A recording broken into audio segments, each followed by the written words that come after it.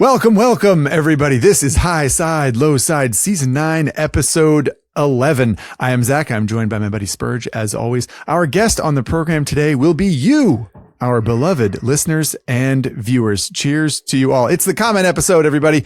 We've conglomerated and collected a whole bunch of comments over the course of Season 9, and we'll be combing through them, reading through them, and hopefully giving you some satisfying and entertaining answers. Also on the pod, some big takeaways from 2024 from me and Mr. Spurg, and a surprise comment from one of you, our listeners. All that and more after this break from our sponsor, Motul. Gas prices are a bitch, and that's why you ride a motorcycle, to save money on fuel. But you've noticed that your fuel consumption, your beloved bike, has gotten a little bit lackluster lately. Well, maybe that's because your fueling system is a little dirty. Luckily for you, Motul has you covered with their Motul valve and injector cleaner additive. One bottle will treat up to 60 liters of fuel. You put it in there once every 6 months and it does its thing. So keep your bike in its most efficient form possible to keep money in your wallet. Check out Motul's full line of products, including the Motul valve and injector cleaner, over on RevZilla.com/Motul. That's RevZilla.com/MOTUL. And when you're over there on RevZilla.com, just keep in mind that every time you make a purchase with RevZilla, a little bit of that money goes back into funding the programs that you enjoy. Whether it's Zack and I sitting here talking with you on Highside, Lowside, or the shenanigans that people get into when you're out riding for a CTXP episode, or maybe you just appreciate the gear reviews and the product information. RevZilla gives back to riders because that's who we all are. Riders. So keep that in mind next time you need to make a purchase for your motorcycle. From cruisers to sport bikes to adventure bikes and everything in between, we've got you covered at RevZilla.com. Okie doke, everybody. Off we go. Season 9, Episode 11. How did this happen, Spurg? I feel like a parent, you know? I mean, we're both parents now, but you know, parents are always like, you blink and they're in high school. Next thing you know, it's like time just flies. That's how I feel about Highside, Lowside seasons. It's 2025. Like as our audience is listening to this, it is a new year.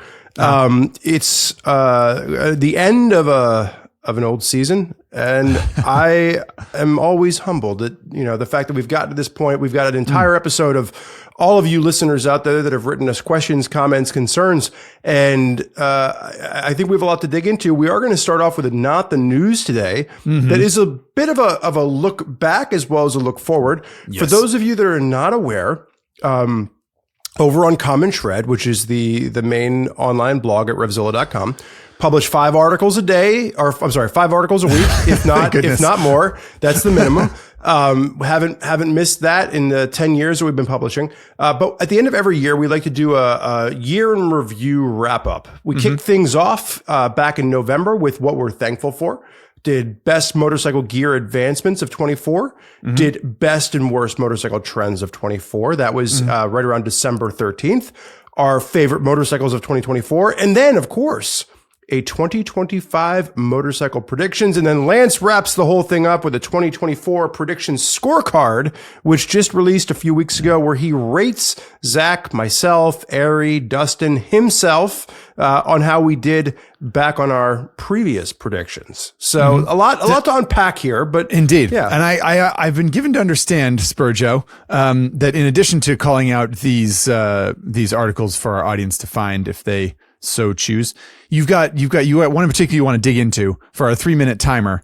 One particular year in review article. Is that right? Yeah, I think we can start the timer now, and we'll just talk about the best and worst motorcycle trends of 2024.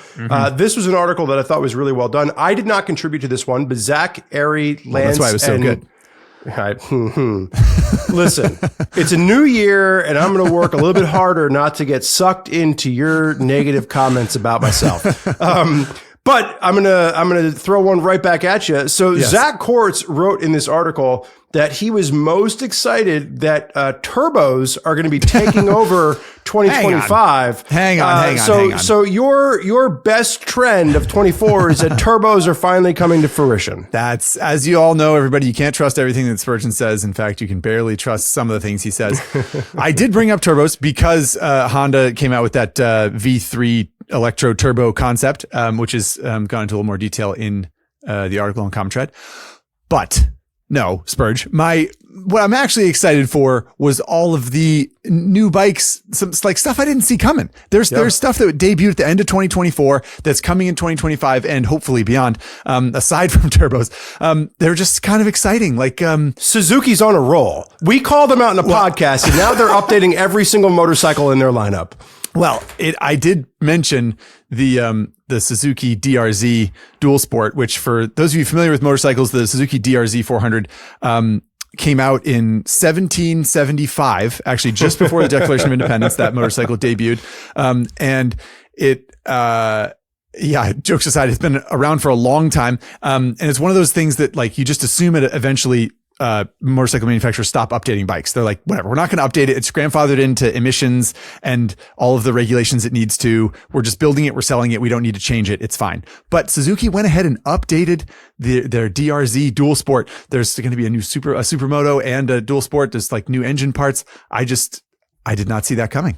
So I think it's important to note that within this, we talk about some positives, some negatives. That's true. So some of the other negatives that were thrown out. Yes. Dustin talked a little bit around the fact that maybe some of these assisted rider control systems have gone too far. You know, maybe it's more technology than we actually need. Ari Henning called out wings on motorcycles. Do we really need wings on, bikes that are making, not a lot of power on a naked sport bike. Yeah. We don't even need wings on bikes that make 150 horsepower, much less on bikes that make 50 horsepower. But one of the ones that you called out that I thought was kind of interesting was around second gear and the power limitations as it relates to some of the emission standards coming out of Europe. Because one of the things that I talked about in a recent breakdown of EICMA for social media was around like, there's certain bikes that I'm just surprised that we're not getting. Like, I'm surprised that we're not getting the XSR 900 GP. Ooh. My goodness. That scared me. I wasn't expecting that. But like, I think, one of the things that I pontificated on was around emission standards. So for you, what did you find as like a wrap up to this with Euro regulations and second gear? Well, I learned in some of the research that noise emissions, I believe for European Union motorcycles, are measured in second gear, 30 miles an hour, accelerate, and then accelerate from 30 miles an hour. So this is specific to one region of the world, which is, of course, prominent in the motorcycling community and world. And so they're multiple motorcycles that have this very noticeable dip in power in second gear, and it's pretty clear that it's from that regulation. There is some dissidence in the Common Tread comment section about European regulations versus US regulations and how I don't have it right, and how actually European regulations are less stringent than US ones, so we should be thankful we're getting that, so on and so forth. The conversation is relentless over on Common Tread. But yeah, anyway, there's lots of trends. The point is we're well out of time now, but there's lots of trends to chew over. If you want to jump into some of that conversation, that's right. You want to Wouldn't argue you love to us, comment? Head over to Common Tread. We actively monitor the comments over there too. I feel like we're always asking you guys and girls to comment, to leave us reviews, but you can jump over to Common Tread. You can join us in the conversation over there. And if you check out that, what are we thankful for? Oh my God. You can do it. Try this one more time. Third time lucky. If you check out the What Were We Thankful For in 2024, there is an adorable photo of Zach holding my son. One of the things that I was definitely thankful for in the past year. But let's get on to our I delivered comments. Spurgeon's son. Little known fact. He was like, there's another white dude with a beard. Dad, who is this? Okay. Oh my God. All right. So we're going to move on to the Highside, Lowside comments. We're just going to answer questions that you all have submitted.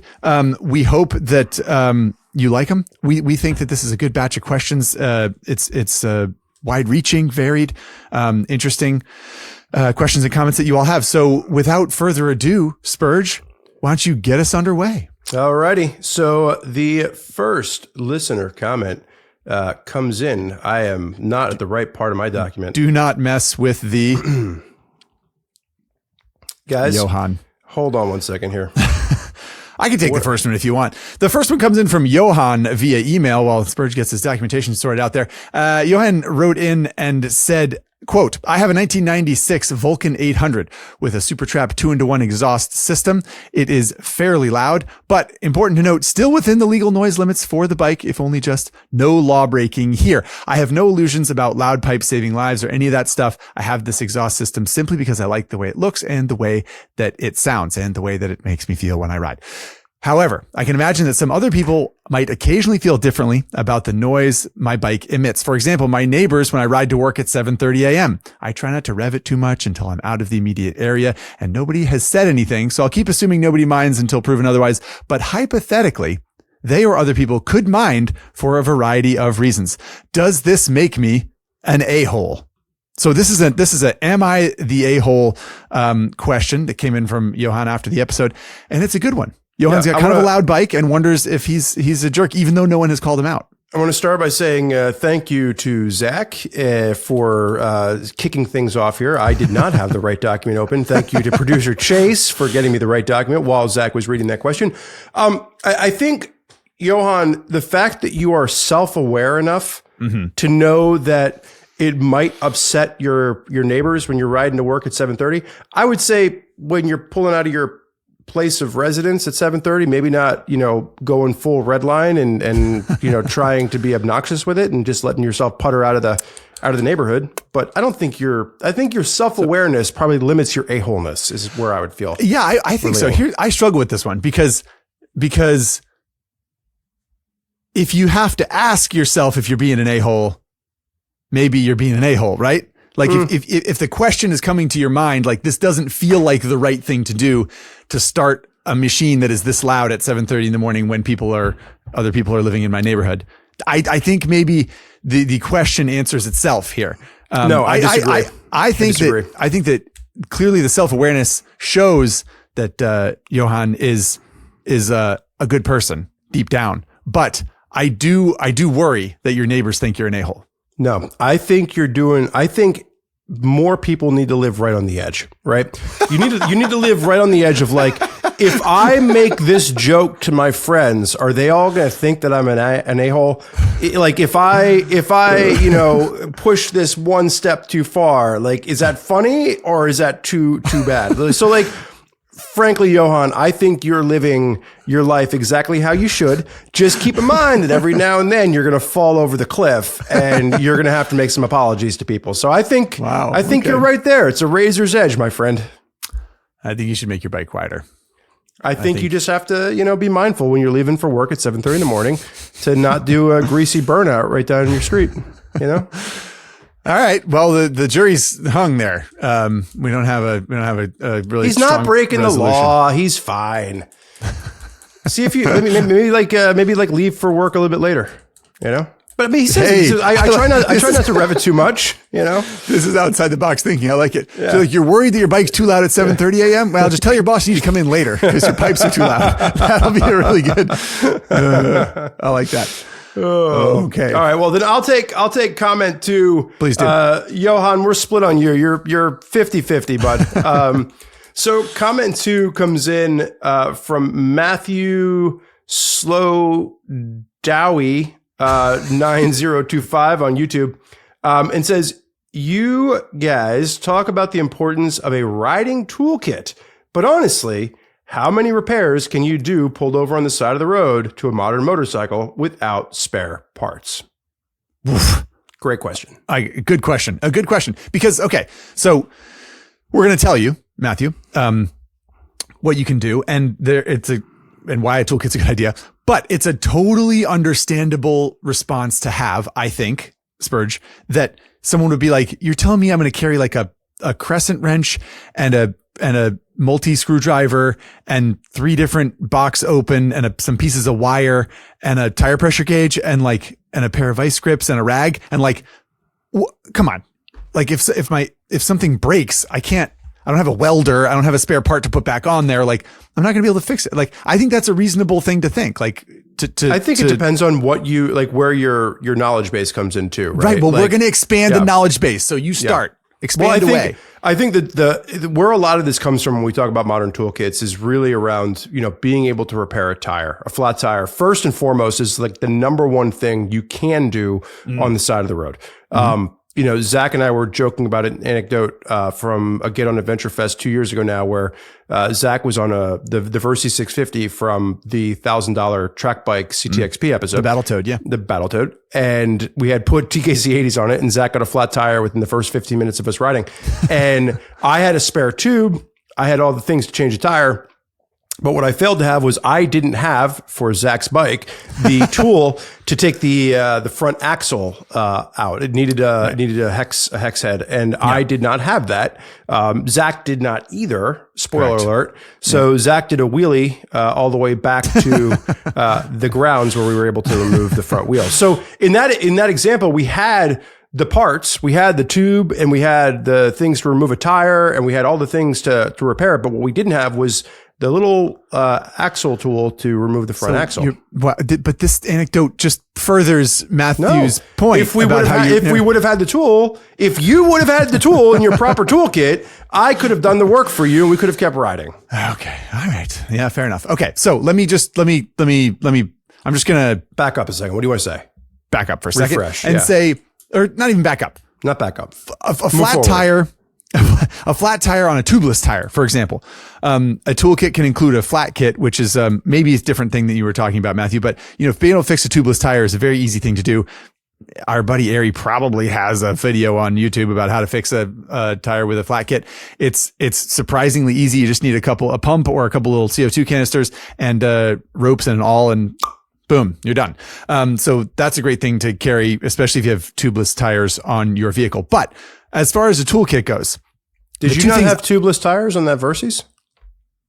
I did have tubeless tires, I think. Didn't and tell the audience what you did. Well, I bent the rim so badly that the tube didn't. But that's not how Matthew's going to get a flat tire. But Matthew's going to get a flat tire with a nail in it. You don't know. Matthew could be an avid Versys 650 has a off-road rider. TKC 80s, right, and is blasting down a dirt road. But the point is like knowing that if you have a spare tube with you, you can fix something like that in the event that you're pulling a Zach Quartz and you're bending. All right, let me just say a couple things, a couple examples that I have. One, you tip over and bend your shift lever. Shift levers are often made out of stamped steel, something kind of basic, depending on the kind of bike you have.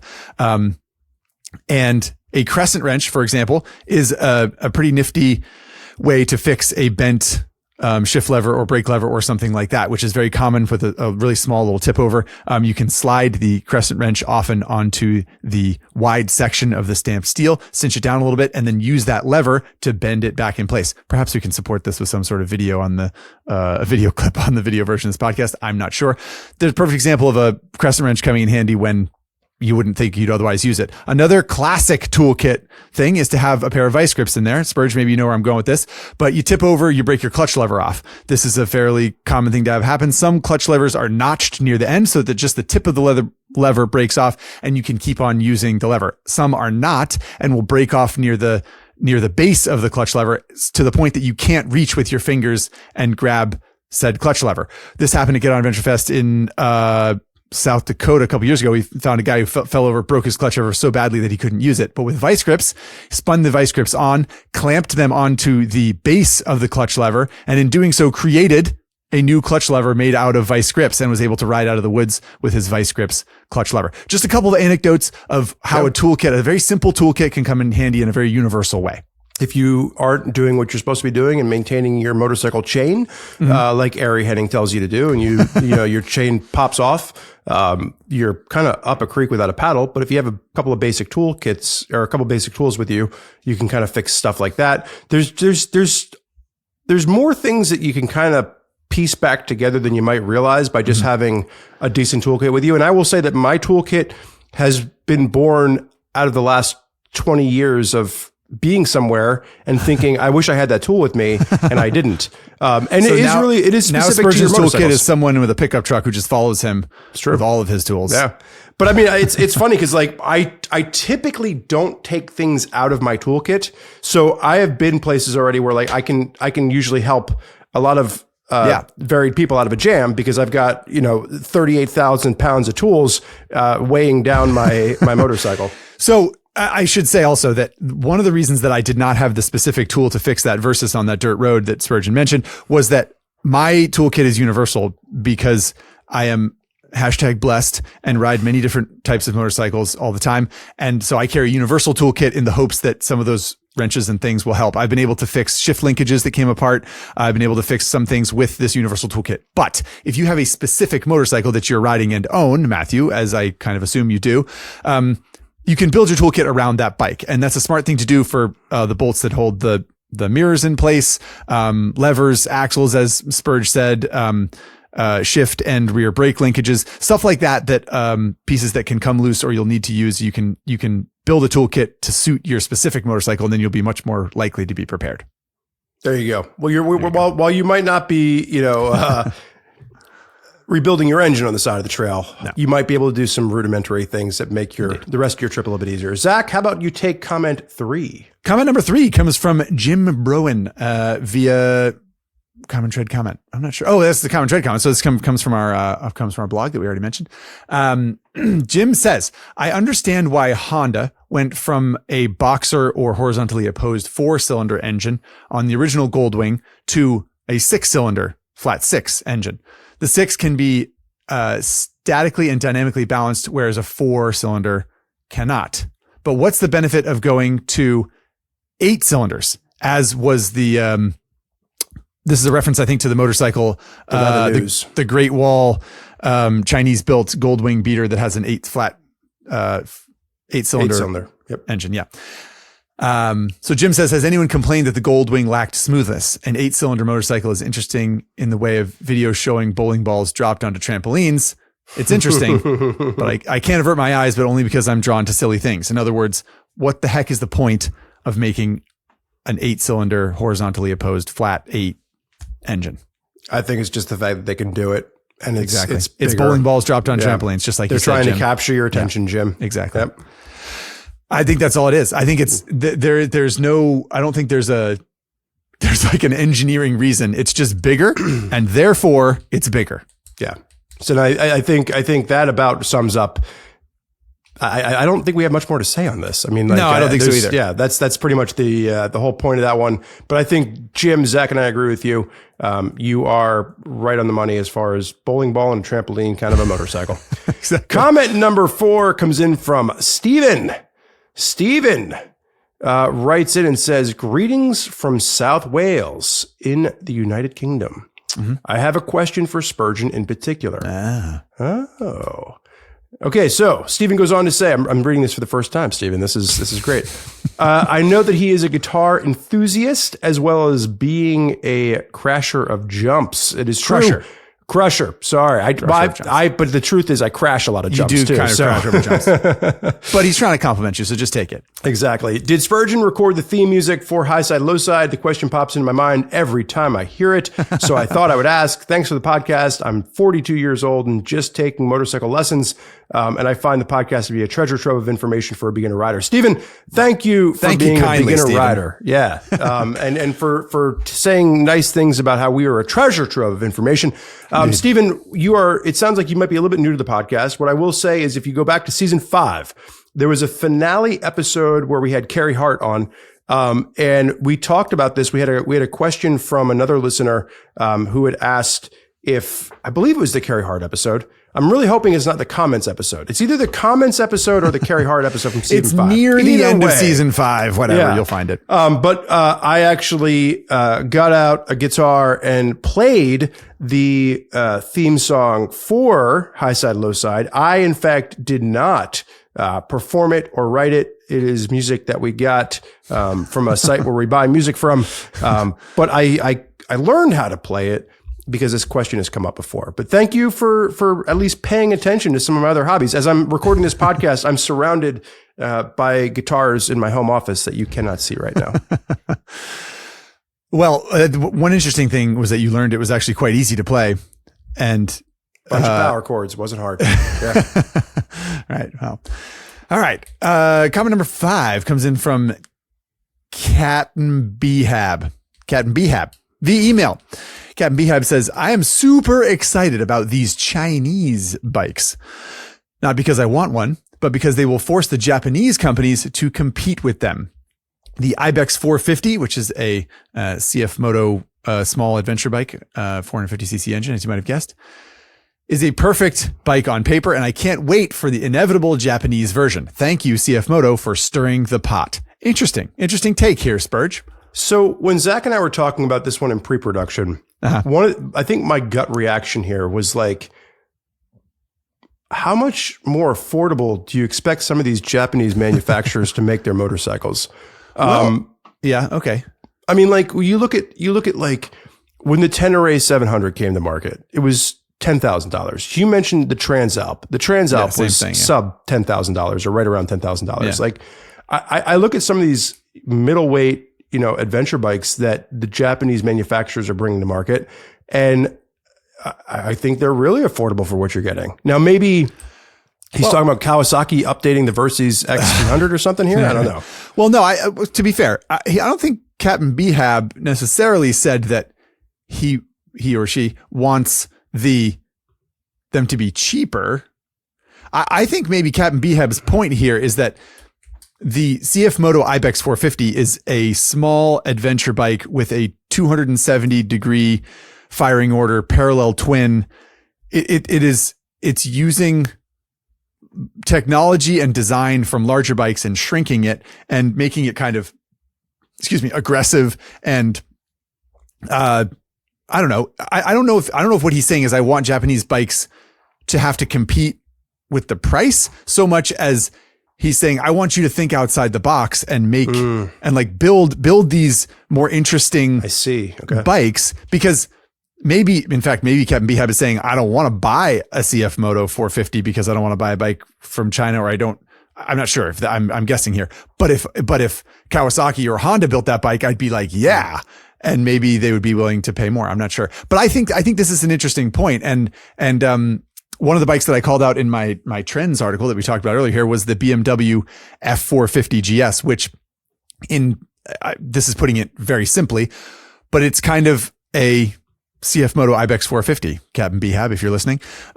It's basically a 450. It's a small bore parallel twin, with I think the 270 degree firing order that we've all come to know and love. And BMW is sort of going down that road as well. And there's probably going to be a BMW tax. That bike's almost certainly going to be more expensive if they even make it, than a CF Moto. But there's a whole podcast of conflicting emotions around, around Chinese companies and bikes built in China and what that can mean. And we've liked some of them and we've disliked some of them, but I'm with Captain Behab here. It's interesting that someone's stirring the pot. I think when you look at it from that point of view, it's interesting anytime somebody's stirring the pot. And what we've seen from CF Moto, across the board has been a little bit of a design departure from some of what is out there, whether it's on the, the dual sport or the sports side. And they are bikes that are, kind of, I don't know, heartwarming in a way that you weren't expecting, and I think they've got dealership network down. They've got, they're going after some of the basics in a way that like, it's going to be really interesting to see what CF Moto becomes as it becomes a more mature company, at least in the United States. I agree. But it's also going to be really interesting to see what the major key four players do about that. Do they respond? Do they talking about the Japanese Big Four? The Japanese Big Four. Are they going to continue to be leaders? Or are they going to try and now feel like they're, on their heels a little bit here and they're going to have to, respond? Yeah.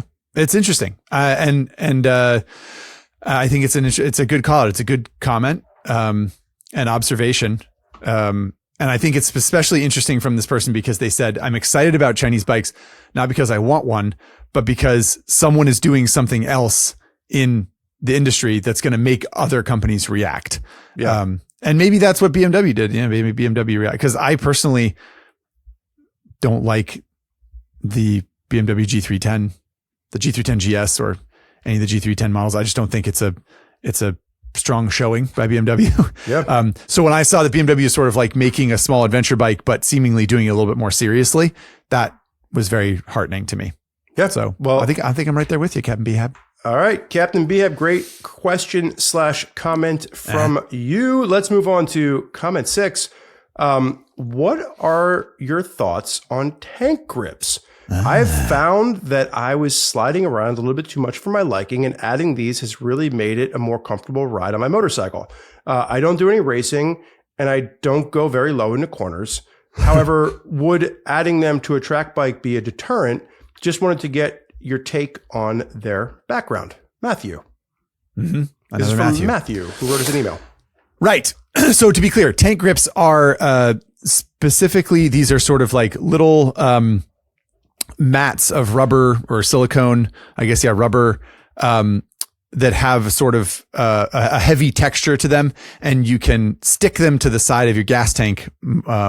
Usually this is the way it works. There's like a little swath of these rubber texture, and you stick it to your gas tank. And then when you lean off the bike or when you squeeze the gas tank with your legs, you're able to grip rather than there being, polished, painted metal there. There's this like rubber silicone, and you can hold on to the bike a little bit better. Just in case you don't know what tank grips are.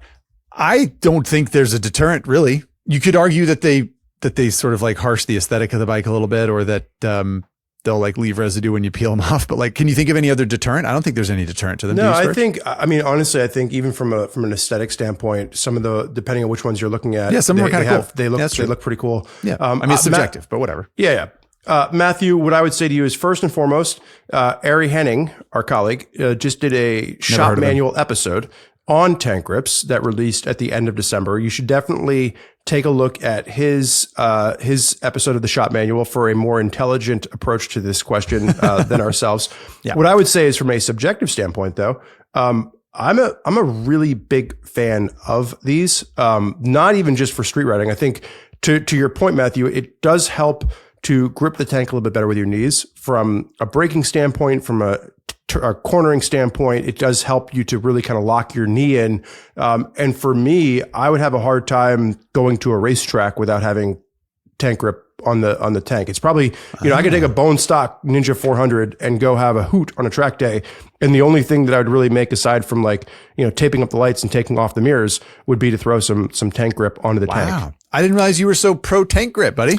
I don't like slippery knees. I like being able to lock my knees in and really kind of focus on riding. Yeah. Yeah. As Spurge said, check out Ari's video. There'll be a more in-depth discussion of how they work, what they do, and what you might like and dislike about them. But in general, you're not doing anything wrong by enjoying a good tank grip. Can I ask you a question as a much more of a track enthusiast than myself? Like, for you on the racetrack, if you had your druthers, if you were setting up a bike to actually race on, yes or no? Like, are you a tank grip person for racing? I've never used them. Really? Yeah, I never felt the need, really. It's always fine without. Do you duct tape sandpaper to the inside of your leathers? I just don't wear leathers because your skin grips the tank quite nicely. So if you just go. Don't listen to him, children. If you're paying attention, you're going to do your first track day. Zach does not do track days pantsless. I just duct tape knee sliders to my actual skin and then lean off. I go jacket but bottomless. Someone's going to hold you accountable for this. Sue us for that. Yeah. No, I've never used tank grips and never felt the need, but I'd love to try. Maybe Ari will give me a set that he used in his video, and then I can give it a try. Okay, comment number 7 comes in from Justin on a Common Tread article. Justin says, I found a bike that I'm very much interested in.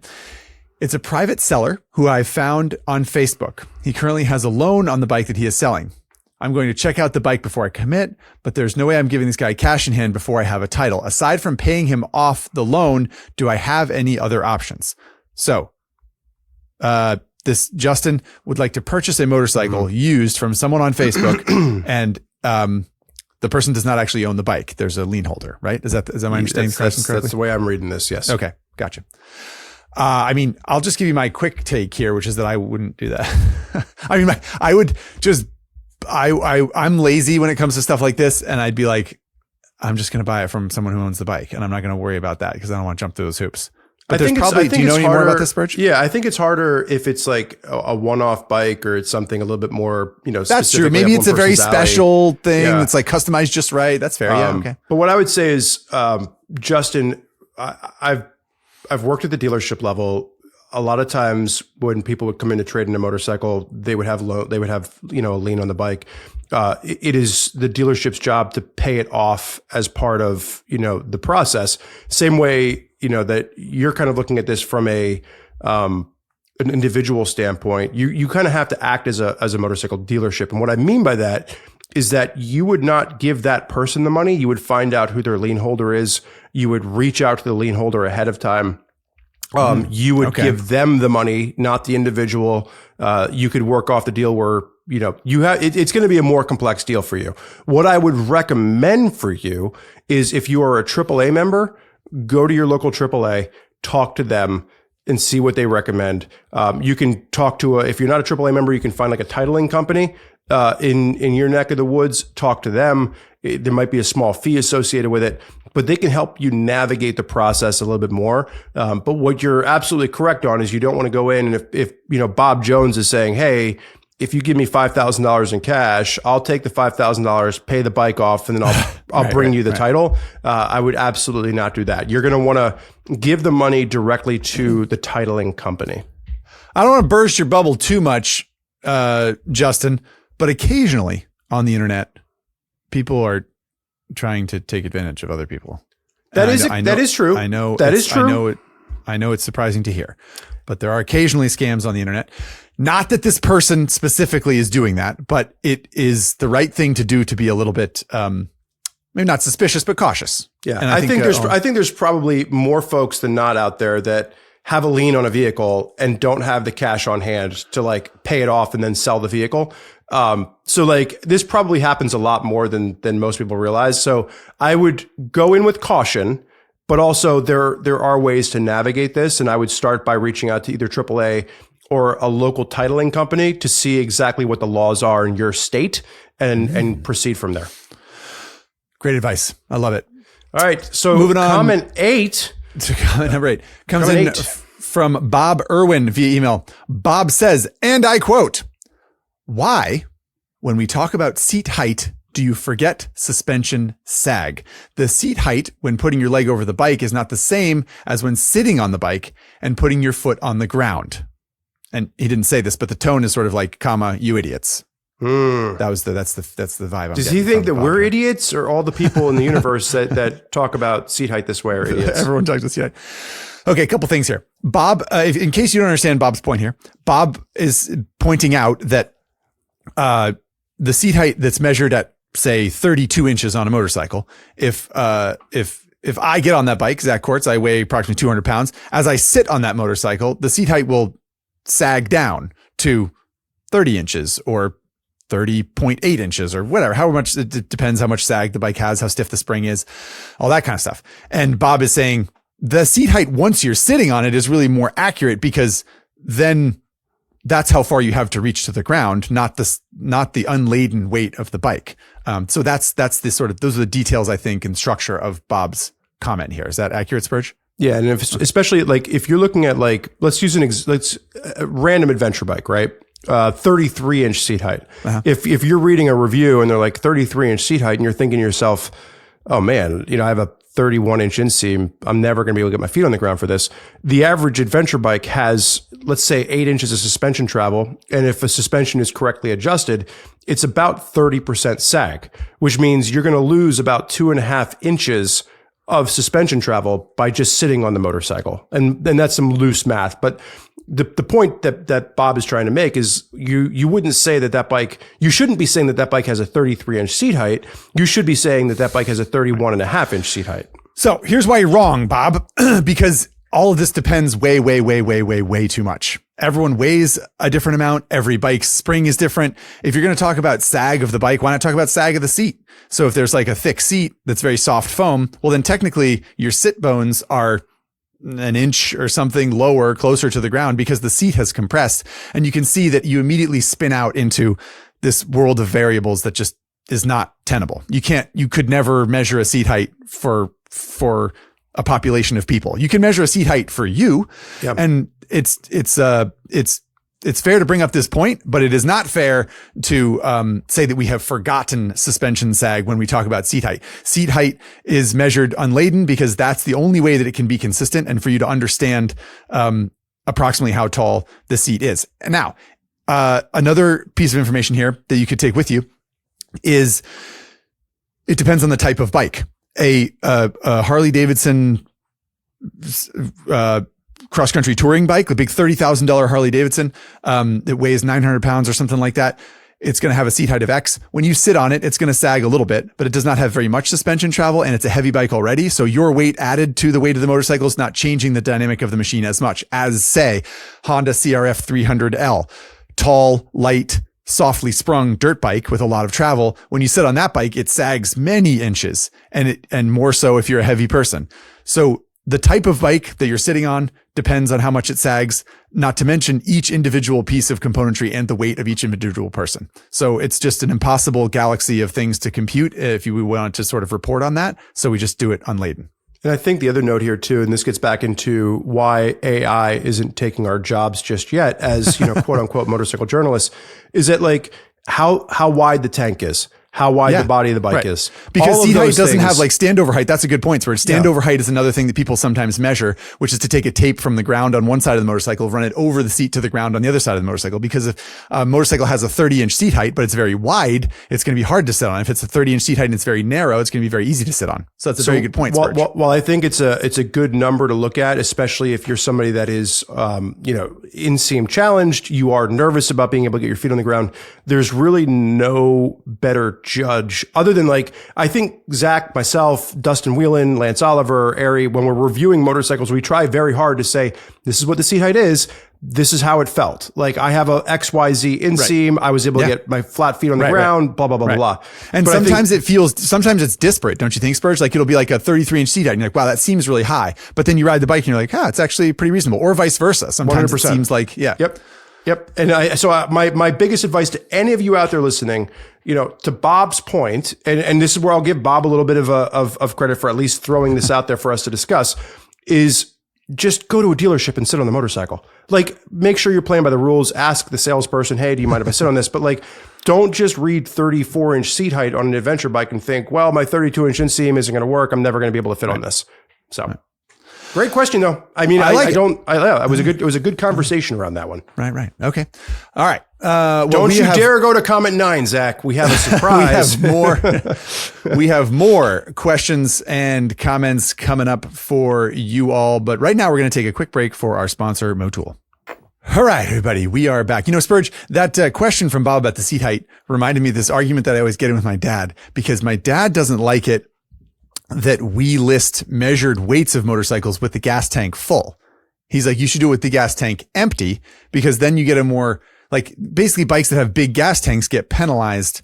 Bike has a 5.5 gallon gas tank versus a 4 gallon gas tank. It gets penalized for the fuel that it's carrying as its like measured weight, even though, and I always tell him, well, you can't ride a bike with an empty gas tank, Dad. So if you list it at like, 440 pounds, but that's with the tank empty, that's not really what you're going to be riding. So he and I always go back and forth on this. If you're comparing like a BMW GSA with like a payload of like 65 pounds of gas, it changes drastically. But it's a good point in the fact that like, a 2.5 gallon tank isn't going to affect the weight as much as, something else. It is a good point. I think that what I always tell my dad is like, ultimately, even if you're comparing a bike that has a 4 gallon tank and a 6 gallon tank, which like that would be a big difference for two bikes in the same category.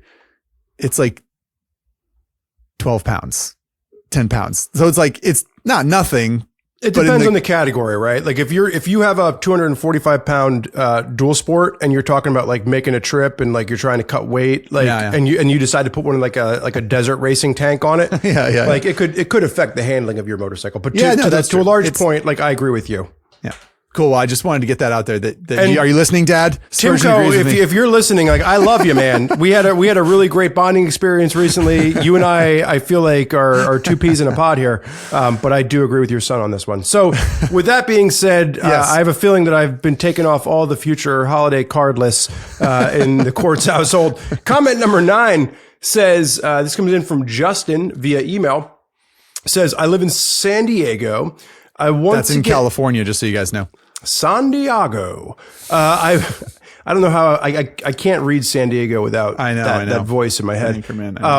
I want to get out further and do some adventure moto camping trips in the Sierra Nevadas, but I don't want to ride my WR for 6 hours on the freeway to get there. I have a truck and I could comfortably drive the bike out and ride from there. My question is, what do I do with my truck when I get to my destination? I'm worried about leaving my truck in an unfamiliar area where it could get broken into or stolen, or something happening to it where I can't get back home. I have a very nice 2014 F-150 that I've worked hard for. Do you have experience with this? I know that I could just get a GS 1200 or 800 or a KLR 650, but I'm not skilled enough to ride trails on a big bike with that kind of gear. Justin. Signed, Justin. How many Justins and Matthews have we had this, by the way? I feel like they're all Justins and Matthews. Suspicious. Maybe it's the same people. Yeah. Okay, so couple of clarifications here. Justin mentioned, he said, I don't want to ride my WR for 6 hours on the freeway. That is a Yamaha WR dirt bike, I assume. Probably 250. A WR 250R if we're guessing. There's a WR 450, I think, though I think the 250 is sort of more popular. So we're just going to guess and say it's a WR 250, which is a small bore dual sport motorcycle. And so, yeah, Justin, it's not a comfortable bike for the motorcycle or for the person to ride for long stints on the freeway. So this is an interesting one. I was surprised. I was sort of just like, I don't know, park it somewhere public.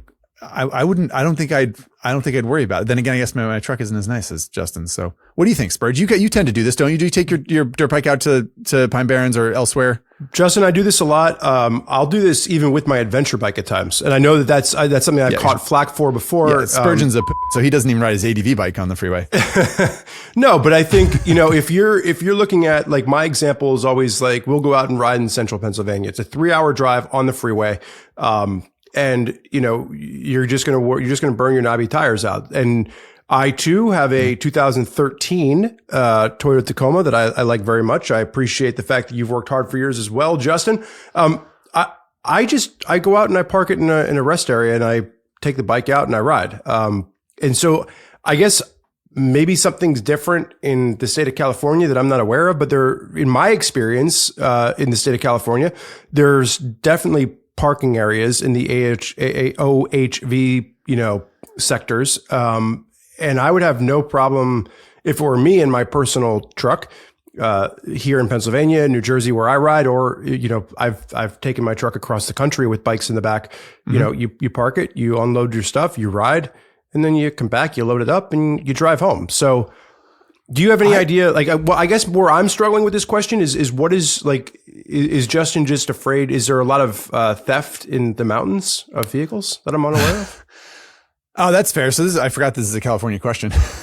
I don't think so. I've never heard of this. I've only ever driven vehicles out and parked them and left them, and it's totally been fine. I never worried about it. It's been fine. I think, so I can't guarantee that your truck won't get broken into, Justin. Obviously we don't have that, the crystal ball.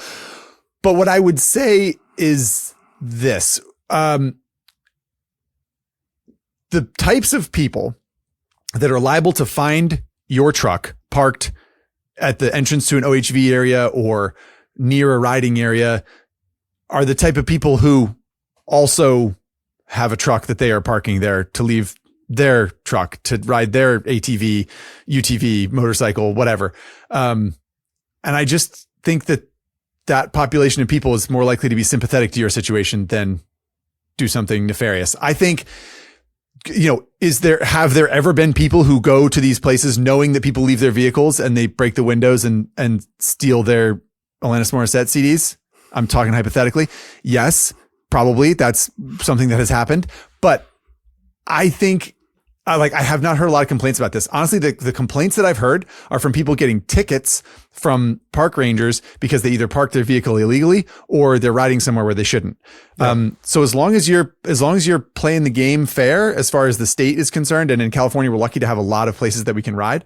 I just don't think you should worry about it. And I know that's you got to take a leap of faith there.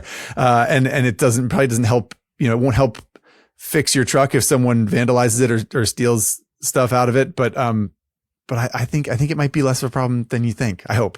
And I would just say, Justin, this is something that I do often. And I've, knock on wood, now I'm second guessing myself here, but I've done it all over. I've done it all over the country. I've done it with our on the West Coast we have a Sprinter van, and we've parked the Sprinter van, taken bikes out, gone riding, come back. It's still there. I've done it with my personal truck quite a bit. I think you're going to be okay. I think if you're really concerned about it, you could always park it in a more public lot. You could go to like a Walmart parking lot or something like that and unload there. I've done that already, where you can kind of park it in the back of a Walmart parking lot and unload.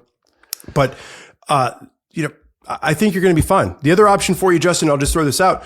It sounds like you're driving up 6 hours and then you're driving back 6 hours. So, or maybe it's a 3 hour and 3 hour. Either way, it's a lot of driving. You might want to get a hotel room. Find a hotel room for the night, drive up super early, park the truck at the hotel, unload your stuff, put your gear inside your hotel room, go ride for the day, wake up the next morning, go ride for the day, come back, load your truck up and head home. And you show me, Justin, someone who is more diligent about security than the person sitting behind the desk at the Holiday Inn Express. Those people care. Ruthless. By God. Ruthless. Okay. All right. Comment number 10. Moving right along here. Comes in from Red Rover via email. Obviously, some sort of Russian bot that sent us this question. Red Rover says, influenced by your many times praising it, I have been considering a Versa 650 from Kawasaki for daily commuting and light touring. I Throw some TKC80s on there and just make sure you're taking the right axle tool. I wanted to test ride one, says Red Rover, but my local dealerships are very test ride averse. And I was left checking RiderShare and Twisted Road. These are bike rental websites. I think motorcycle rental services are an enormous good. I know there are issues like price, but I have met some great people who came to borrow my bike to ride Tail the Dragon or just take it for a day of cruising. I started riding seriously post 2020, and these services really let me try out being a motorcyclist in ways dealerships just don't. So please invite someone from Eagle Rider, RiderShare, Twisted Road, or another rental program to educate more riders about these services. So this is something that we liked what you wrote, Red Rover. Okay. We are considering maybe an episode in the future, which is a bit more focused on these particular programs. What I will say is I am someone that has been on the renting side of both Eagle Rider as well as Twisted Road. And I have had really positive experiences with renting motorcycles. I have some friends who, when we did Get on Adventure Fest at both locations, they used these services to rent KLRs, adventure bikes. There was a special clause where they were allowed to take them off road. And Zach, and we have someone that is actually a renter themselves. Our buddy Ari rents his very own Kawasaki Versa 650 on one of these sites. I think it's Twisted Road. And he recently wrote an article about his experiences, the good, the bad, what he would recommend people do if they would like to rent their bike, and the experiences that he's had in doing it. So it seems he agrees that they're a force for good, Red Rover. And point is, any of you all listening now can go to commentread at RevZilla.com and read Ari's article. It is titled, Thinking About Renting Out Your Motorcycle? ? Here's how I've made it work. So yeah, some information from the standpoint of a renter himself in Ari. But as Spurgeon said, we also are planning to have someone on from one of these programs and talk about how people can do it and do it right. So final thoughts with this comment. If you are not aware, like Red Rover is, that there's these rental programs out there, you can download the RiderShare Twisted Road app. You can rent other motorcycles in your area. Maybe you just want to try a different bike out for the day. And then if you're thinking about maybe renting out one of your bikes, you can check out Ari's article and think about like how you could maybe make a little bit of money from that extra bike sitting in your garage. Just one last clarification here that I don't know if we mentioned. These are, Ari rents his bike out. This is peer-to-peer. Right. This is like people renting out their own bikes for you to ride. It's not necessarily a fleet or a company as Eagle Rider is, for example. But RiderShare and Twisted Road are more peer-to-peer programs. So that's what Ari talked about in his article. And when we cover it on the podcast in the future, hopefully we will cover both of those things for what it's worth. In the automotive world, you can check out the Turo app if you want to show up to like an ex's like wedding in like a Porsche 911 and really kind of make an entrance. Again, Spurgeon speaking hypothetically. Hypothetically. The only time I've ever used Turo is when Zach and I are hanging out down in Austin together.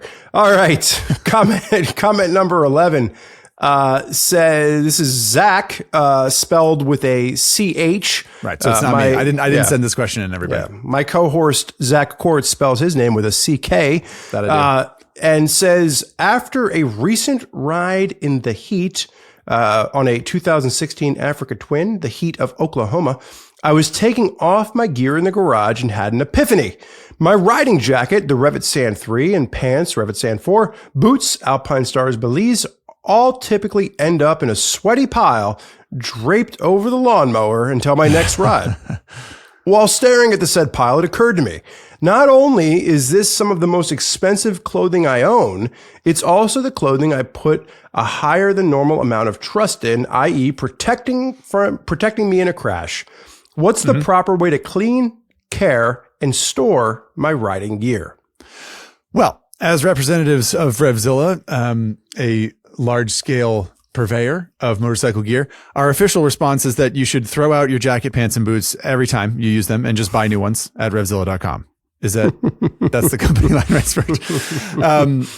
Yeah, so this is a good question because you make a really good point. I don't think I've ever seen it distilled quite this clearly, Zach, but this is a great point, right? We as motorcyclists spend a lot of money on the stuff we put on our body. We put a lot of faith in it, and then maybe don't always treat it as well as we could. So yeah, this is a tricky one. So I'll start with the basics.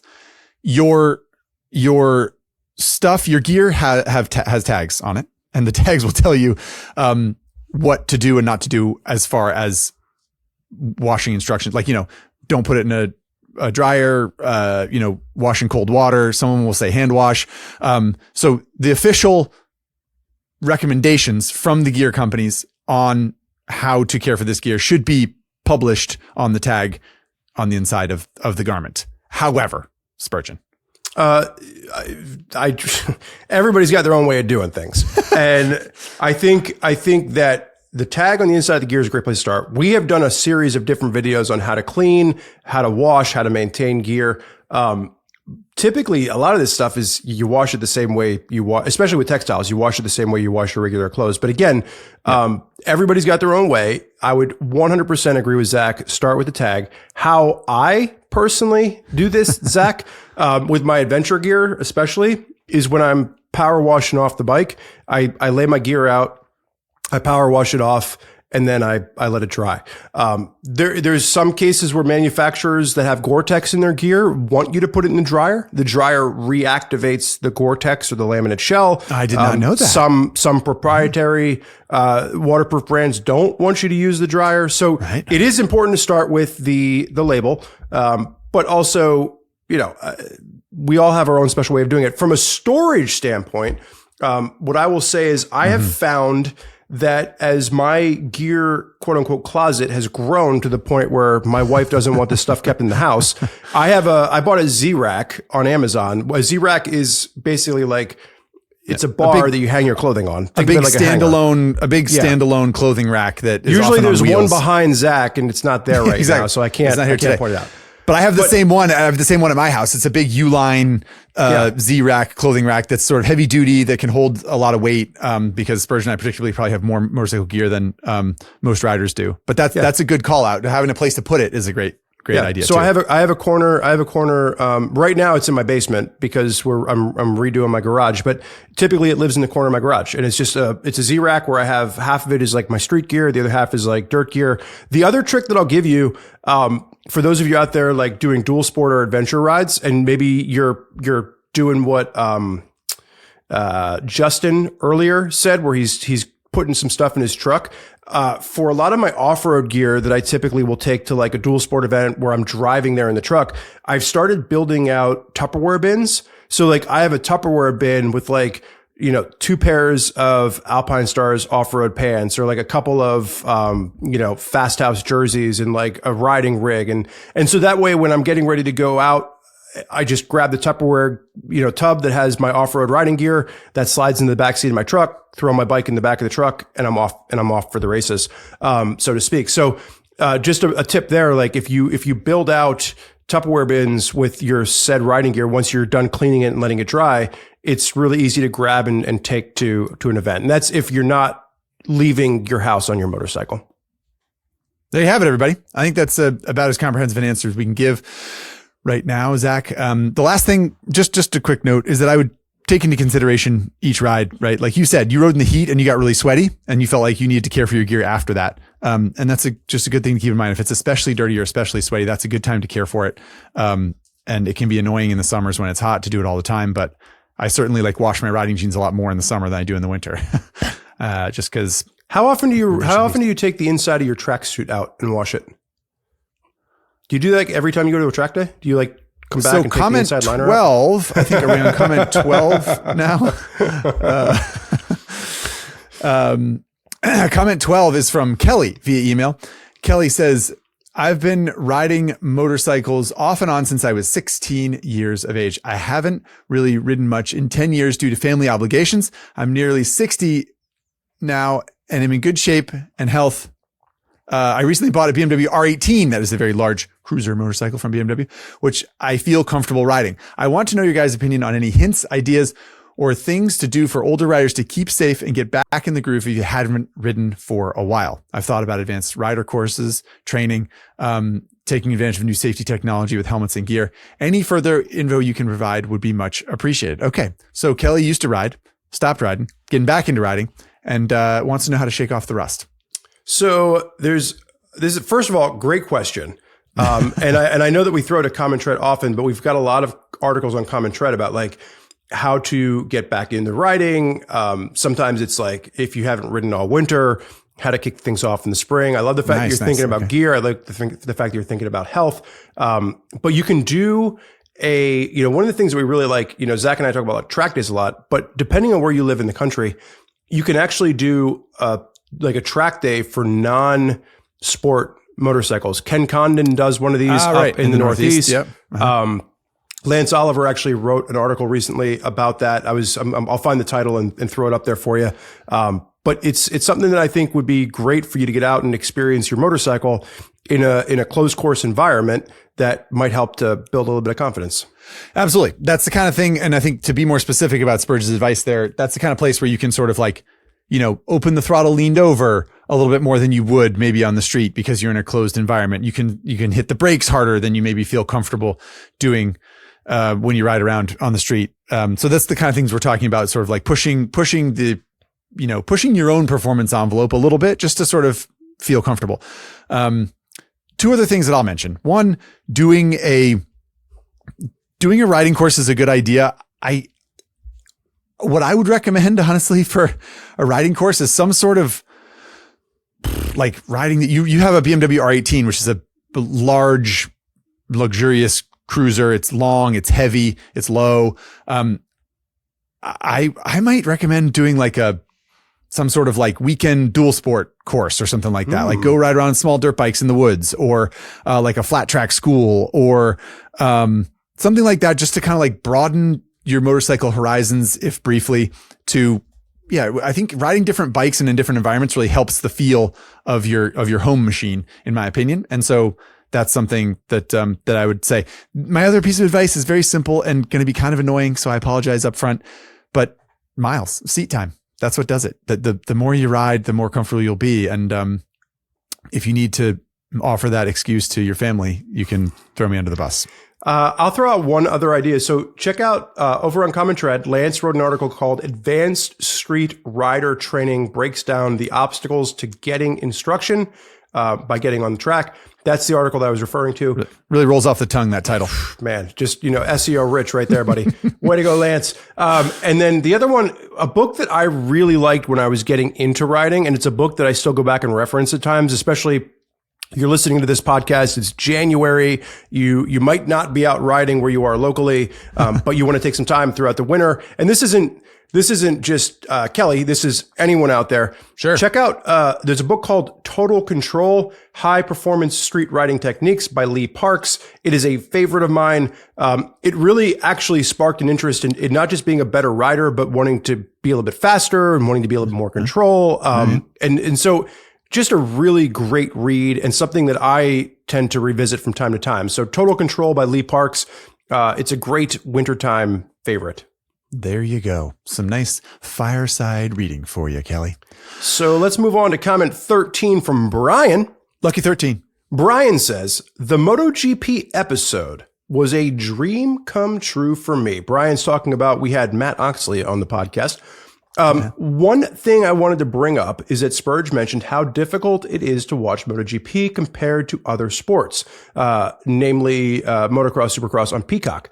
I completely agree. However, luckily this season MotoGP was brought to Max, which is HBO's app, which has made its way to a more economical and easier way to watch this in the United States than before, when you were locked into an overpriced and barely functional video pass. The addition to Max wasn't widely promoted, which is annoying, but just want to put it out there for anyone that's interested in getting into this exhilarating sport. Brian, thank you. Yeah, you blew our minds, man. I have Max. It's one of the few apps that we have as a household. And I did not know that MotoGP was available to me this entire time. And then my wife sat down with me the other day and she said, what are we going to watch tonight for our evening 1 hour programming? You said Spanish GP, baby. I was like, you have no idea. Buckle up because it's going to get fast. Yeah. The only thing I'll say to counter or like to contradict Brian a little bit, Brian classified the MotoGP Video Pass as overpriced and barely functional. Overpriced, I'll give you that. It's expensive. I can't deny that. I'll take exception to the barely functional though. I think it's pretty good these days. There was an app changeover thing where they updated it and it got kind of clunky in the middle of 2024.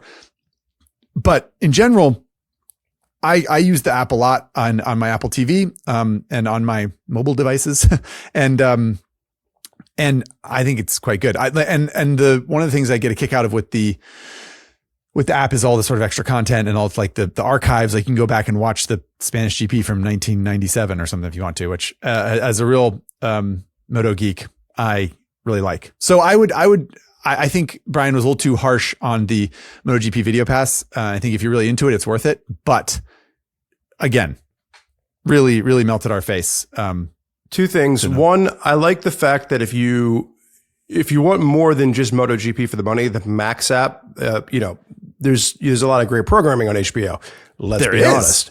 In addition to some of the great programming you might already be familiar with on HBO, Zach, what did we learn thanks to Brian and doing some digging on the Max app? What else can you watch? And keep it PG-13. Like you can watch this, before the hours of midnight and 3 o'clock in the morning. I mean, you could actually watch this between the hours of midnight and 3 o'clock in the morning. What am I talking about here, Zachary? Well, this is, to be fair, we can't give Brian credit for this. I think someone sent me an Instagram message about this. But a little show called Throttle Out, hosted by myself and Mr. Ari Henning, that was behind a paywall on the Motor Trend app for many years. I don't know how many episodes we did, maybe 15 episodes or something like that, 20 episodes. I don't remember.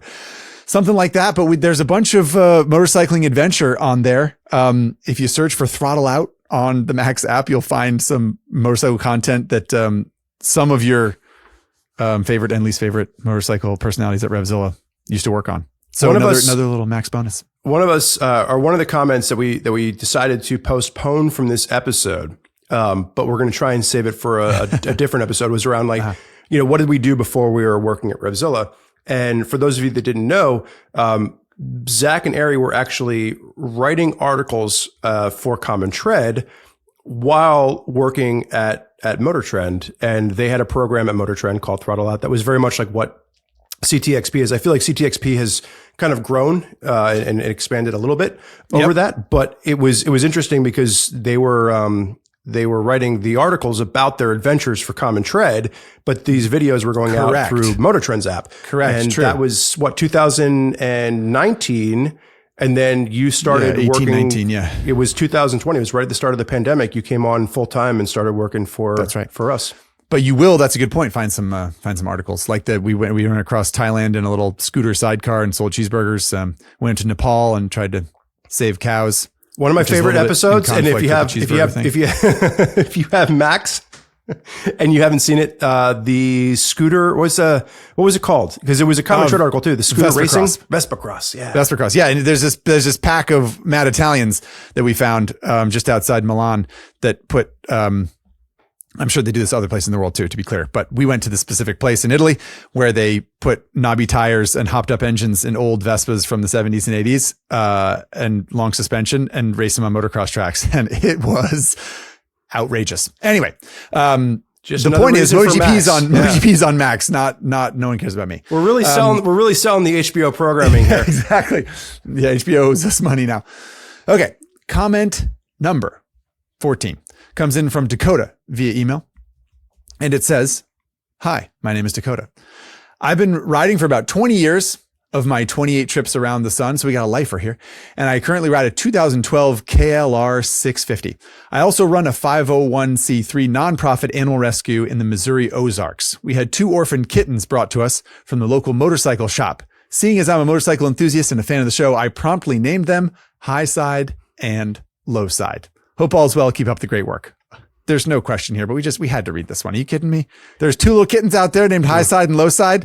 Do we have Chase? Do we have a picture? Do we get a picture of these? Producer kittens? Chase has numerous cats in his house. I know Zach Quartz has no least less than 1 cat in his house. Ari Henning is a cat lover, so this one struck a chord with quite a few of us. Yes. And I don't think producer Chase hasn't gotten back to us, but if there is a photo, we will make sure it's on the screen. Yeah, exactly. Okay. Comment 15. This is from Riley. Says, "Hey guys, Riley here from Alberta, Canada. I ride a 2023 Honda CB 650R. I love the bike. It's so much fun. However, when the topic of conversation surrounding middleweight bikes and standards come up, it tends to shine a spotlight more on MT series of bikes from Yamaha. That's the MT-07, Kawasaki's Z bikes. Most likely, we're talking about like the Z650 here, and they get mentioned more so than the CB. The CB is left on the sidelines. Is it because of the price point? Is that what's off-putting?" And then Riley goes on to say, "I mean, it's a 650 with 94 horsepower of an inline 4. You know, it's got good brakes. It's got a slipper clutch. It's got ABS, traction control, Showa big piston forks. Zach, why aren't we showing Riley's bike more love when we talk about middleweights?"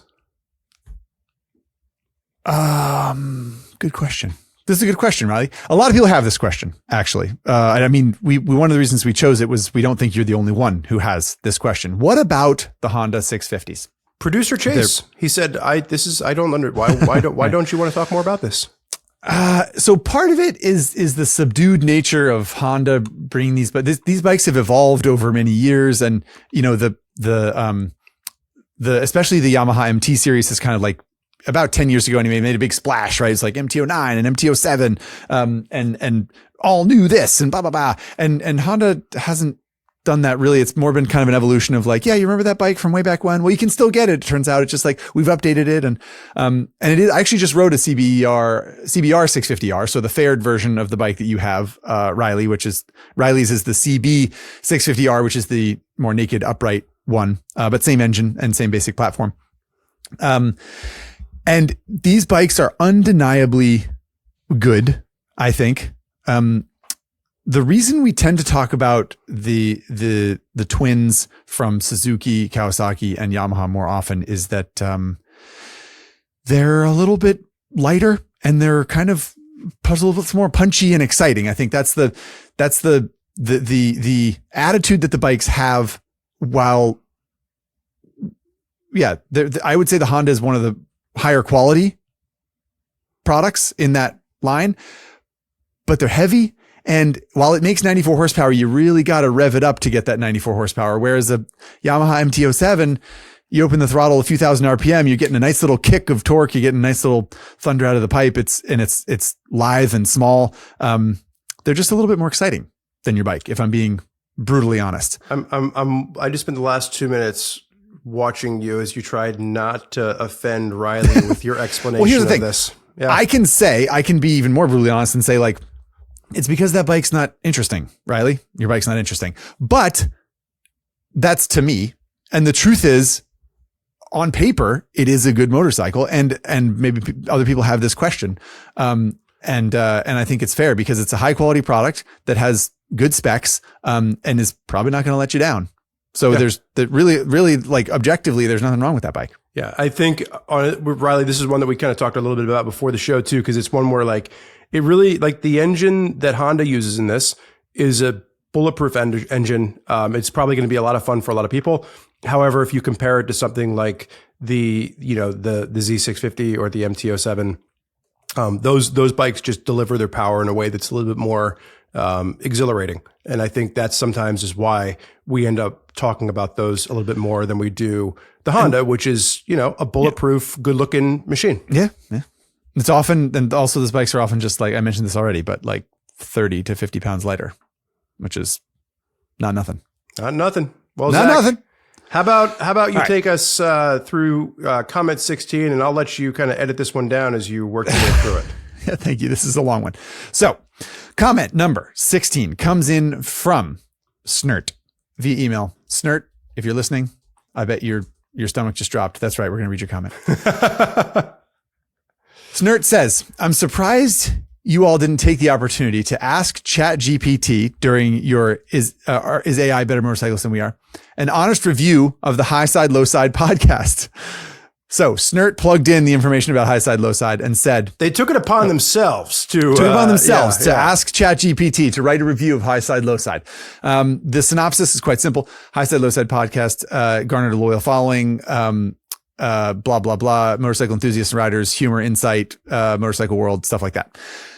So, their ChatGPT has a list of strengths and weaknesses, which Spurge and I got a real kick out of, and we're going to let you guys listen to them and see what you think.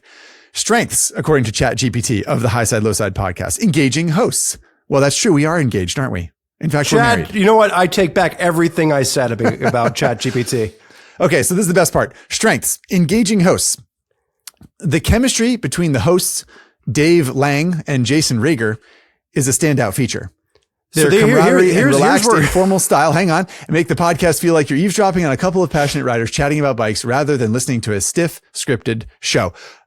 That's a great strength to have. Is there one caveat there, though, Spurge?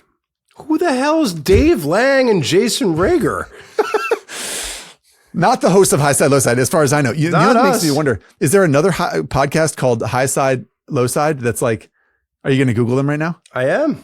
Okay, do it, please. Yeah, we didn't do a lot of research, as you can tell. Anyway, moving on. While Spurgeon Googles Dave Lang and Jason Rager to try and figure out who the heck they are. Other strengths that ChatGPT listed: diverse topics, motorcycle culture, riding experiences, community engagement, humor. The ChatGPT thinks that humor is a big part of the podcast charm. I sense a little tinge of jealousy in ChatGPT there. Like, write me a joke, ChatGPT. There's no one out there by the name of Dave Lang and Jason Rager as a pair. So I don't know where. You know what we should do, Spurge? Every time we check into a hotel, we should use those names. Those are our new. Do you want to be Dave or Jason? Who do you want to be? I think I'm a Jason. I think you're Dave Lang. I think I'm Jason Rager. I can be Dave Lang. I'm okay with that. Okay. So even more fun. Weaknesses. ChatGPT lists a few, in fact, more weaknesses than strengths, including niche appeal.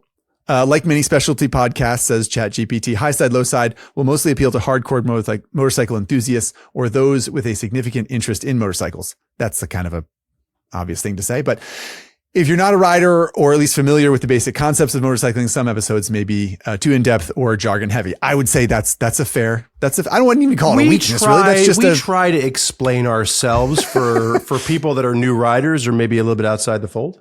Okay. Next up on the list of weaknesses, inconsistent audio quality. Okay. How dare you? Hang on, ChatGPT. You're firing an arrow straight at the heart of producer Chase, and I will not stand for that. I wonder, it's funny because as we were doing this, Chase was slacking me on the side saying, hey, your gain is really loud. You're making a lot of, you got to turn your gain down, your microphone. He's producing the podcast. Come on, he's on it. What I will say, where I think this has merit is if you go back and listen to like seasons 1, 2, 3, or 4. Oh, okay. Compared to seasons like, 5 through 9, I feel like in more recent seasons, we've gotten a lot more consistent with how we are handling this. Okay. So next because on the list producer Chase is amazing. That's right. Because he's a man among men. ChatGPT's other complaints or weaknesses listed, I should say. Length. Some episodes can run long. I can only say that that's fair. ChatGPT, some of the episodes can run long. And the last one, and my personal favorite, occasional digressions. The conversational format means the hosts sometimes go off on tangents. We should make this part of the Highside Lowside drinking game, because I'm trying to, as I was waiting for you to say this one, I was trying to think of like how many digressions we've gone on just while you were trying to read this comment. Well, this is a long comment. You need digressions, otherwise it's just going to be a wall of text and me reading someone's. That's going to be boring. But it's interesting because like we've had comments before from people, and like I think, you know, where Zach and I try to make this interesting for you, our friendly listeners, is we try to make it conversational. We try to make it where we'll stop and tell stories or anecdotes or jokes, or we let our hosts, our guests kind of like, you know, go off at times, and Zach and I are surely guilty of it, but you know, I think we're mindful of it. But yeah, right. Occasional digressions is a really friendly way to put it, ChatGPT. We want to keep you guessing. You ever think about how they powder milk? How do they do it? How do they make milk powder into powder? How do you do that? How do you make milk powder? Do you remember the other day when we were pre-proing for this and I was sending you my new favorite yogurt recommendations, and then we were talking about yogurt for about 15 minutes and Chase was like, bros, we have to get back on this. The point is, anyone who's worried about our digressions, ChatGPT included, this is way more in line than it could be, than our conversations actually are. We promise. Okay. To end out Snurt's email here, the conclusion that ChatGPT came to with Highside Lowside is, and I quote, overall, Highside Lowside podcast is a must listen for motorcycle lovers. It provides a good mix of practical advice, entertaining banter, and insider perspectives, making it an informative and fun experience for anyone with a passion for motorcycles and who loves Dave Lang and Jason Rieger, presumably is what ChatGPT would say. So overall, I would say, aside from getting our names wrong or thinking that the podcast is hosted by someone else, a pretty good review. I would say accurate review from ChatGPT. Would you say, Spurge? So in summary, for those of you listening, engaging host, diverse topics, and humor, all strengths. Weaknesses, niche appeal, inconsistent audio quality, occasional digressions, and length. You know, it happens.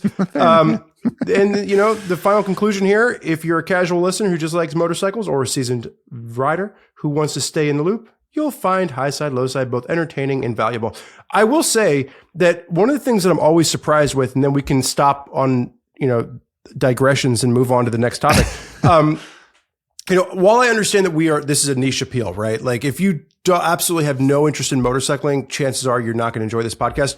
We have gotten more than I would have guessed, comments and emails from significant others who have been forced to listen to our podcast with their loves. And they'll write us an email and say, you know, I didn't hate it as much as I thought I was going to while I was being forced to listen to this on like a 7-hour car ride. Yeah. Yeah. So Indeed. Okay. Well, that concludes all of the Highside, Lowside comments that lovely producer Chase scraped together from the bottoms of the internet barrels. We do appreciate you all sending us emails. If you do have a question for us, just a friendly reminder that you can send an email to highsidelowside@RevZilla.com. You can comment on YouTube videos. You can send a carrier pigeon to Highside Lowside headquarters in Philadelphia, Pennsylvania, if you like, although that is less reliable. Anyway, we thank you very much for engaging with us and allowing us to answer some of these questions. We hope that you had fun. Now, correct me if I'm wrong, but this is the special surprise, Spurge. It's time for the special surprise. Vahi sent in a special surprise. So again, one of our listeners, Zach, just so I'm clear, I don't know anything about this. Do you know we're getting surprised together? No, I got no idea. So we just click on this link? Vahe sent in a special surprise gift, and we're gonna play it now. We're seeing it for the first time with you, everyone. So without further ado, special listener surprise. Here we go. I don't know what this is. If you're gonna be Zach, I need you to do at least one Spurgeon Dunbar impersonation. Is that where he does like Spurgeon Dunbar? Oh, you nailed it. While you're on the street, you turn on the ABS because it's safer, right? Yeah. I leave it off on the street too, man, because I mean, who wants that? I like analog dashes, but here we go. He's going to come out and Spurgeon Dunbar. We can do an entire podcast episode. We can do an episode tires catch on fire. But not Spurgeon Dunbar. Not Spurgeon Dunbar. I would never expect Spurgeon Dunbar to to drain the oil to change his clutch, I would assume he would just lay any bike, even if you're at your garage, lay it on its side. Spurgeon Dunbar. Spurgeon Dunbar doesn't do safety. Oh, we got the voice in. Spurgeon Dunbar doesn't like stinking old motorcycles. I want cone valve suspension and 11 inches of travel. Spurgeon Dunbar wouldn't miss a chance to ride an ATV bike. The beast from back east, Spurgeon Dunbar. Old Spurgeon Dunbar likes a good neck snap now and again. Spurge Dunbar says you gotta learn with some cold hands before you get Gotta put in actual the heated time. grips. Because you're Spurgeon Dunbar, log slammer. Stop it. Why wouldn't you just buy a used Africa Twin that some other dude, some other Spurgeon Dunbar has slammed into sand washes for the past 6 Dunbar years? would never treat an adventure bike like that. And I gotta go find some like true Spurgeon Dunbar terrain, you know? I gotta go like slam it into some stuff. I can't just like Spurgeon putt around Dunbar. town. Spurgeon Dunbar. Yeah, that guy. Greatest touring engine of all time. There's no way that Spurgeon Dunbar. would be caught out on a trail with tubeless tires. Are you kidding me? If you were Spurgeon Dunbar, polite man about town, that would be fine. But that's not who truth I am. is, Who am I, you Zach? are Come on. Spurgeon Dunbar. Purposeful go. rider. Yes. Pine Barren Scourge. I remember we Spurgeon Dunbar needs cone valve suspension. Needs 10 inches. Gotta jump stuff. Gotta run over things. Yeah, you're definitely better with that than I am with the. Hi, I'm Zach Quartz, and today we're going to talk about why you don't need an aftermarket exhaust on your motorcycle. Maybe someday we'll do a whole podcast of just those two people. Wow. Dude. like the random nicknames, like Scourge of the Pine Barrens. Oh my god. I'm flattered. I'm ultimately extremely flattered that Vahi, special Highside Lowside listener, would take the time to edit together this little sizzle reel of me and Spurge making fun of each other. That was oh my god. that was a wild ride. And I've done that voice less in the past couple seasons, and all I can say is that I'm glad at this point because that clip would have been even longer. Oh my god. I'm literally But that in was a good tears. laugh. That was so good. And when you watch them all together, like, and you can see all the random things. Oh, that was great. I will say the other note too, the hairstyles of like, there were definitely a lot of there's some different COVID hairstyles stuff in there. Oh Yeah. yeah. Some COVID hairstyles. Like there was one like super floppy and like emo that you had going on that I wasn't, Yeah, I don't remember. Oh man, well, Vahi. that was a wild ride. Vahi, Can we let's appreciate can we it. send him a t-shirt? We should producer Chase, we have As to many send t-shirts as you want. I think Seriously. Vahi gets a t-shirt for that. Wow. Also, can I just say one of my favorite parts was you saying, "I'm Zach Quartz, and here's why you don't need an aftermarket exhaust on your motorcycle." Spurgeon Dunbar log slammer. Good stuff. Okay.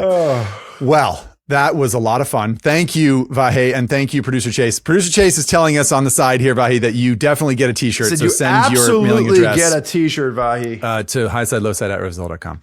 Okay. Wow. All right. That was fun. Okay. So what's next, Birch? We got to do an engine sound guessing It game, is right? time for Rev Trivia. That's right. Your favorite podcast game where you at home get to play against Zach and I as we try to guess an engine sound. Zach and I have not heard this engine sound, nor have you, presumably, unless you're the one that sent it in. And we are going to play the sound. We're going to give out 2 hints for each other as well as for you at home. And Zach, without any further ado, how about you start that engine? If you're listening at home, feel free to scream it out at your Right. stereo speakers.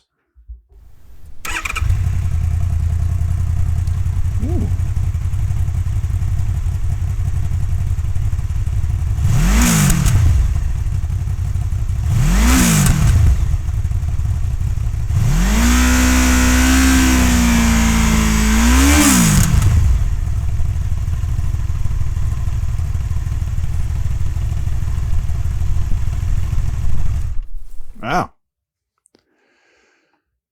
Interesting. Here's my dilemma. Okay, talk to me. We do not have a guest on to use Chase's brain power against him, where we can try and discern. True. Like when we had Phil on last time, we knew what his motorcycle was. We Yes, can kind his of motorcycle, play that yep. against him. Right. How many cylinders you're hearing here? 4? I'm hearing 2. You're hearing 2. 2 small ones. I'm hearing like Are we I'm listening? hearing like a are we little- listening to the same engine sound? Well, at first I couldn't. It's got that little pitter patter, and I thought, how interesting. But when I heard the sound that I'm hearing is 180 degree crank parallel twin. But I've been so far off lately. I've been off my game. I've been aside from us agreeing on the one from the last episode with the lobbyist Phil. Aside from that one, I thought a BMW Boxer was a BMW parallel twin. I was way off on this stuff. So I don't know. Yeah. What about you? What are you hearing? I thought I was hearing a 4, but you hearing a small twin, I was hearing a big 4. Really? I know what you want to do a hint before we play it again? You want to play it again first? Yeah. Let's get a hint. Let's get a hint. I feel pretty confident in the 180 crank parallel twin, but let's get a hint. Alrighty. First hint, 4-cylinder. Well, really? It is very rare that I normally find myself second guessing myself all the time with this game. So as soon as you said parallel twin, I was like, well, Zach has to be right because he's better at it than me. 4-cylinder. No, excuse me. Oh no. I'm obviously off my game here. My confidence it's coming down a rung every time we play this. Okay, well, it's a 4-cylinder. Want to listen once more just to give the audience a listen? Yeah. Yes. Let's listen one more time. Not because you or I need it, but we should give it for the audience. Correct.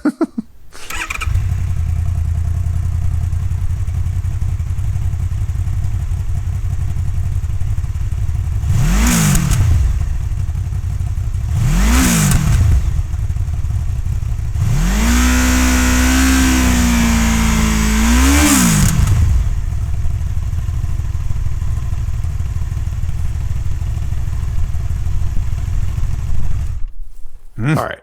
Okay. So just to be clear, I want to make sure that you're listening to the right sound. If you look at the sound file in the upper left-hand corner, it does say season 9, episode 11, right? It does. Okay. Like it's super lopey, but like it's an inline 4 that just has, it's got to be old. Like it's got to be an older inline 4. Yeah. But I don't know what that like. I'm just baffled. I'm really, my wires are crossed here on if it's a big, it doesn't like it. It's really quick it's pretty quick to rev. But the idle note is really interesting and kind of like thumpy for a lot of times inline 4s when they fire, they kind of have like a smooth, just sounds like woo. But this has like a like kind of we're hearing a thump there from that with a 4-cylinder engine. Strange, which makes me think maybe it's a V4 or something else, but it doesn't sound like a V4 at all. No. If anything, it sounds more to me like a 70s Honda CB 550. Like the Honda had that little CB 4-cylinder, that CB 350 4-cylinder for a while. Yeah, I mean, this could be a CB 500 or CB 550. Yeah, that's where my head's at. As somebody that's owned a 76 CB 550. Okay, well there you go. You have more experience than I do. I'm trying to think what else. I mean, does it say inline 4? Was the hint inline 4-cylinder? No, or just says 4-cylinder. The hint is just 4-cylinder. 4-cylinder. So that's where now I'm second guessing myself because you're talking about a V4. I'm like, it doesn't sound like a V4 to me. V4 sounds smoother than that. Yeah, no, it does. V4s usually are like, well, I don't know if smoother. Like kind of like, I would have said like they have a little more baritone, like maybe a little raspier, kind of like, but I don't know. I think it's an inline 4. I think it's older. I think that's a good guess. Let's do a second hint. I'm ready. I don't know. I'm feeling my confidence is very low. I know that we've been proven wrong in the past. I'll read the second hint in a second here because we only have one more hint for the audience listening at home. I didn't hear a fuel pump. Did you hear a fuel pump? Which I know that it's not everything to be all to end all, but I didn't hear a fuel pump, which again kind of plays into my thought that maybe this is an older carbureted inline 4. Yeah, and the way that it starts is not that this is completely indicative of fuel injection, but a lot of times, especially late model fuel injection, they often prime the engine a little bit. The fuel injection does because engines run so lean now. So when they start, they kind of jump to life, like they go rah, and then they run. That's not universal, but a lot of bikes do that. And this engine's starting with a really even keeled, smooth engine. Like it starts and just goes straight into which like would suggest fuel injected, like an older fueling system, in my opinion. Okay. Well, here's the final hint. This is the first year of the return of a long-running model that had been discontinued in America for a few years. Wow. This is Read that again. Read that again. This is the first year of the return of a long-running model that had been discontinued in America for a few years. CB1100? Yeah. Like the Honda CB1100 that we were talking about earlier? Wait, but this is the first year of the return. So this would be a 2011 or whatever. When Something did it like come that. out? Yeah. Like 13, 12 or 2013? 13. 12 Yeah. or 13. Yeah. This is the first year of the return of a long-running model that had been discontinued in America for a few years. Gosh, I'm just not hearing CB1100, but that's a good guess. I mean, there's also a CB500 now, But that's the a parallel twin. New, That's a those are parallel twins. twin. Yeah. I guess, CB1100 is a good guess. I don't know, man. I'm kind of out of ideas. There's, What other four cylinders are out there? That's the first. I mean, like Kawasaki ZRX. but it hasn't come back. Well, wasn't there oh, I guess you're right. I thought there was you're right. The ZRX technically did not come back, but there was like KZ1100 and then it came back as ZRX, right? Yeah. I mean, I know that wasn't the same thing, but it was an homage bike. You think it's a back. ZRX? Because that I'm not hearing that at all. I'm just reaching for stuff that I can think of. is there anything else like? Are there any other like the Kawasaki? The WR800 is a parallel twin. W800, you mean? W800, sorry. Yeah, that's a parallel twin. The big fours from Kawasaki, like I'm just not hearing a big inline four from Kawasaki here. There's like, initially I thought it was a Kawasaki based on the starter motor and the exhaust note, but I don't think I'm my confidence is shaken. I'm nowhere, man. I think CB1100 is a good guess. I'll be honest. Well, we are wrong. And this one hurts me more than it hurts you. Oh, This is Lance Oliver's personal bike. This is a 2014 Honda VFR 800. what? It is a V4. It is a V4. You're kidding. Lance says Spurgeon has the long-running joke of how he will slowly inherit my speed triple when I die. And my other bike, a 2014 VFR 800. This is the newer version of the VFR that he once owned and loved. So if he couldn't identify it, that would actually be really funny to me. Well, Lance, buckle up for a laugh, my friend, because it did not sound like a VFR to me. Didn't sound like a V4 at all. It sounded like someone was broken with that bike, Lance. Listen, buddy, you can't let these bikes fall into disrepair if you're going to pass them on to me. That was really a V4? Yeah. God. Well, for those of you listening at home. home, keep in mind that the 2014 VFR 800 that Lance has is a VTEC engine. So that has a bit of a different sound to it because there is a fifth valve that opens up after, I think it's like 7,500 RPM, something like that. So that could, it also has the like weird camshaft thing. It has VTEC, right? So the camshafts move over and So yeah, I'm going to sound like a jerk when I say this, but that bike didn't sound good enough to be a V4. Right? Like you're talking about my future motorcycle once Lance is dead and gone, right. Zach. How dare you? Okay. I do think it was funny that so Lance has first generation speed triple that's like 120,000 miles on it. And the joke started with, I don't want that bike. I don't want that bike to go away. Like it's not worth anything, but I love the fact that like I've got a Bonneville with like 80,000 on it. He's got a 120,000 speed triple. And I often said like, if you ever want to get rid of the bike, I'll take care of it for you. And then he called me like a year ago or so. And he's like, well, listen, my wife and I are finalizing our will, but the deal is if you take the speed triple, you have to take the VFR too. And I was like, okay. He's like, you'd have to take this off of my wife's hands. She doesn't want to deal with my old motorcycle. Cause the VFR has like, I don't know, like 70,000 miles on it now. So he's like, you just got to come and take all the junk out of my garage for my wife. So she doesn't have to deal with it. Well, I would say that, based on the sound of that motorcycle, it's going to be a lot of junk to haul out of there. Yeah. Well, I was going to say a VFR, I thought it was a small bore parallel twin. And instead, it was two small bore parallel twins right next to each other. But that's not even fair to say. That's a big miss on my part. I'm Well, very surprised. Lance, wow, way to VFR. go. That's what a VFR sounds like. No wonder stumped no one us. bought any of them. Oh. Okay. All right. Moving on to the T-shirt winner on season 9, episode 11, the comment episode of Highside, Lowside. This comes in from Keith Hertzler. Is that right, Spurge?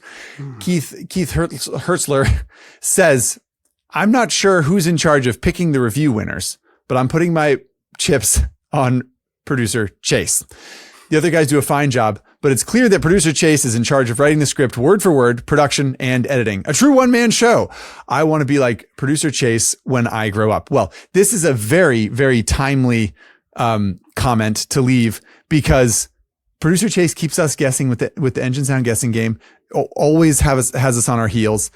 I can never seem to get it straight. And truthfully, does most of the work around here. Yeah. So, as you guessed it, he also is the person that picks all of these reviews. And hang on. He picks the comments for us. But he doesn't pick all the podcast reviews. We do that together as a team. Come on. You think that you or I would pick one that's this complimentary to producer Chase? He clearly has. Oh, that's true. Yeah, that's true. No, he definitely picked this one. Yeah. Good point. Yeah, exactly. So either way, we just wanted to take an opportunity here to shout out producer Chase. Literally, Zach and I can walk in and produce this as easily as we do because Chase does a lot of the heavy lifting and the documentation and all the heavy ducks lifting in a row. Yeah.